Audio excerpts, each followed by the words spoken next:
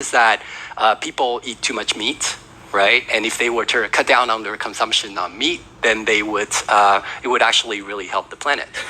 But people are not willing to give up meat. Yeah, some people will be willing to, but other people, they may be willing to, but they have a weakness of will. They say, wow, this steak is just too juicy. I can't do it. I'm one of those, by the way. So, but so here's the thought, right? So it turns out that we know a lot about, we have these intolerance to, for example, I have milk intolerance. And some people are intolerant to crayfish. So possibly we can use human engineering to make it the case that we're intolerant to certain kinds of meat, to certain kinds of bovine proteins. And there's actually analogs of this in life. There's this thing called the Lone Star tick, where if it bites you, you'll become allergic to meat. I can sort of describe the mechanism. So that's something that we can do through human engineering. We can kind of possibly address really big world problems through human engineering.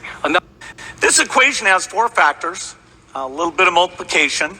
So you've got a thing on the left, CO2, that you want to get to 0. And that's going to be based on the number of people, the services each person's using on average, the energy on average for each service, and the CO2 being put out per unit of energy. So let's look at each one of these and see how we can get this down to 0. Probably one of these numbers is going to have to get pretty near to 0. That's back from high school algebra, but let's take a look. First, we've got population. The world today has 6.8 billion people. That's headed up to about 9 billion.